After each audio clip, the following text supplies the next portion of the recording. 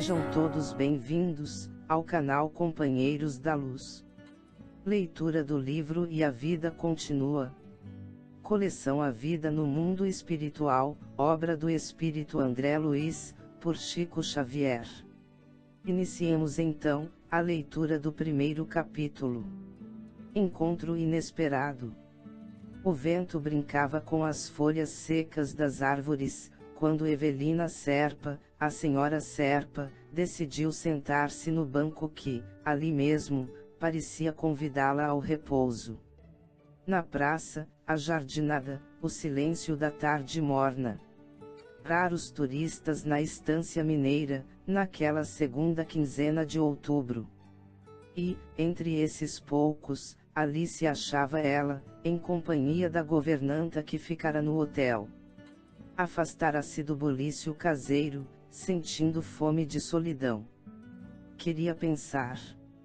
E, por isso, escondia-se sob a tolda verdejante, contemplando as pequenas filas de azaleas desabrochadas, que timbravam em anunciar o tempo de primavera.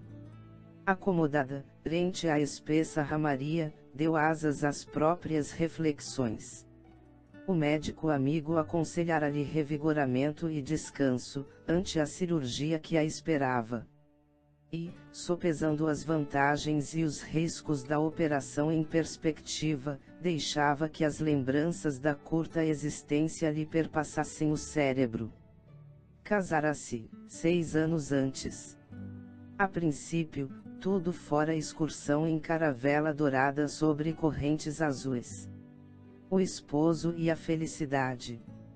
No segundo ano, após o enlace, veio a gravidez, carinhosamente esperada. No entanto, com a gravidez, apareceu a doença. Descobrira-se-lhe o corpo deficitário.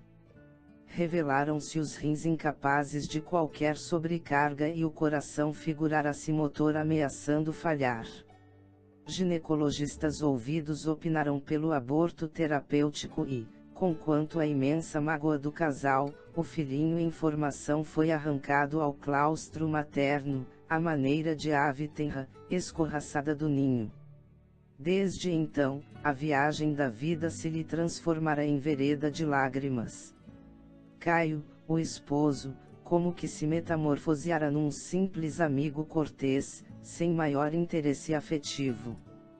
Passara facilmente para o domínio de outra mulher, uma jovem solteira, cuja inteligência e vivacidade podia aquilatar através dos bilhetes que o marido esquecia no bolso, portadores de frases ardentes e beijos pintados no papel com os próprios lábios úmidos de carmim.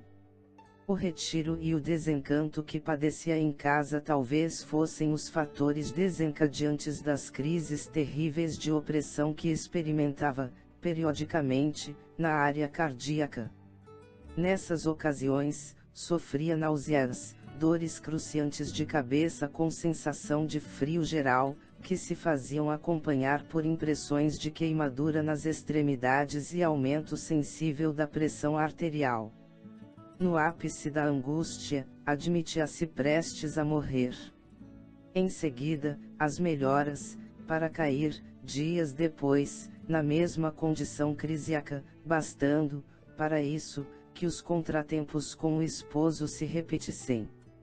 Arruinara-se-lhe a resistência, esvaíam-se-lhe as forças. Por mais de 2 anos, vagueara de consultório a consultório, sondando especialistas.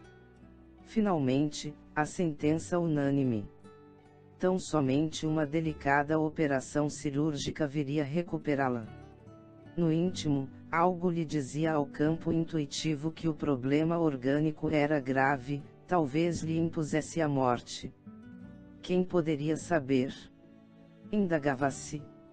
Ouvia os pardais chilreantes, cujas vozes lhe serviam por música de fundo à meditação, e passou, de repente, a calcular quanto ao proveito da própria existência, enumerando aspirações e fracassos.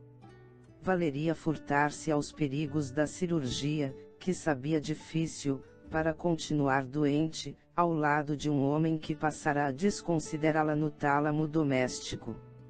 e não seria razoável aceitar o socorro que a ciência médica lhe oferecia, a fim de recobrar a saúde e lutar por vida nova, caso o marido a abandonasse de todo. Contava apenas 26 anos, não seria justo aguardar novos caminhos para a felicidade, nos campos do tempo. Embora sentisse profundas saudades do pai, que desencarnara ao tempo em que ela não passava de frágil criança, havia crescido, na condição de filha única, sob a dedicação de carinhosa mãe, que, por sua vez, lhe dera um padrasto atencioso e amigo, ambos, com o marido, lhe constituíam a família, o lar da retaguarda. Naquela hora, mergulhada nas virações do entardecer, mentalizava os entes queridos, o esposo, a mãezinha e o padrasto distantes. De súbito, lembrou o pai morto e o filhinho morto ao nascer. Era religiosa, católica praticante e mantinha, com respeito à vida além da morte, as ideias que lhe eram infundidas pela fé que abraçava. Onde estariam seu pai e seu filho? Perguntava-se. Se viesse a morrer com a moléstia de que se achava acometida, conseguiria, acaso, reencontrá-los? Onde? Não lhe era lícito pensar nisso, já que a ideia da morte lhe visitava insistentemente a cabeça. Atirara-se, avidamente, ao monólogo íntimo, quando alguém lhe surgiu à frente, um cavalheiro maduro, cujo sorriso bonachão lhe infundiu, para logo, simpatia e curiosidade. "A senhora Serpa?" perguntou ele, em tom respeitoso. E a um aceno confirmativo da interpelada, que não lhe escondia a surpresa, acrescentou: "Perdoe-me a ousadia, mas soube que a senhora reside em São Paulo, onde moro também, e, através de circunstâncias muito inesperadas para mim, fui informado, por pessoa amiga, de que temos ambos um problema em comum."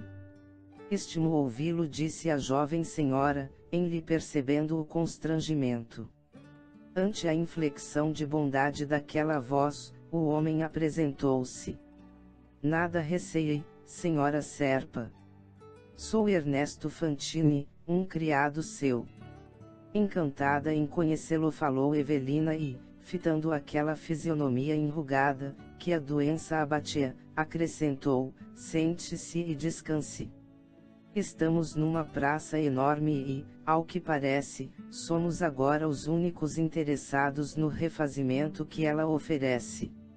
Encorajado pela gentileza, acomodou-se Fantini em assento próximo e voltou a expressar-se, avivando o diálogo que a atração mútua passou a presidir. "A dona do hotel, onde nos achamos, fez-se amiga da governanta que lhe acompanha a viagem e vinha saber, por ela, que a senhora enfrentará também uma cirurgia de caráter difícil." "Também?" "Sim, porque estou nas mesmas condições. Tenho a pressão arterial destrambelhada, o corpo a matroca. Há quase 3 anos, ouço os especialistas. Ultimamente, as radiografias me acusam. Tenho um tumor na suprarrenal. Presinto seja coisa grave." "Compreendo", reticenciou Evelina, pálida, "conheço tudo isso. O senhor não precisa contar-me. De quando em quando, deve atravessar a crise. O peito a sufocar, o coração descompassado, as dores no estômago e na cabeça, as veias a engrossarem no pescoço, as sensações de gelo e fogo ao mesmo tempo e a ideia da morte perto." "Isso mesmo. Em seguida, as melhoras de algum tempo para depois começar tudo de novo, a qualquer aborrecimento. A senhora sabe." "Infelizmente." O médico repetiu algumas vezes para mim o nome da moléstia de que sou portador. Gostaria de saber se a senhora já ouviu a mesma informação a seu respeito." Fantini sacou do bolso minúscula caderneta e leu, em voz alta, a palavra exata que lhe definia o problema orgânico. A senhora Serpa dissimulou a custo o desagrado que a enunciação daquele termo científico lhe causava, mas, dominando-se, confirmou. Sim, meu marido, em nome do nosso médico, deu-me a saber este mesmo diagnóstico, em se referindo ao meu caso. O recém-chegado percebeu o aborrecimento da interlocutora e ensaiou bom humor. Deixe estar, senhora Serpa, que temos uma doença de nome raro e bonito. O que não impede tenhamos crises frequentes e feias, replicou ela, com graça. Fantine contemplou o céu muito azul da tarde, como quem se propunha elevar a palestra, no rumo de planos mais altos, e Evelina seguiu-lhe a pausa, em silêncio comovido, entremostrando igualmente o propósito de alçar a conversação, sofrimento acima, sedenta de refletir e filosofar. Chegamos ao final deste capítulo. Não percam o próximo de número 2. Na porta da intimidade. Muito obrigado, boa reflexão, que Jesus abençoe a todos.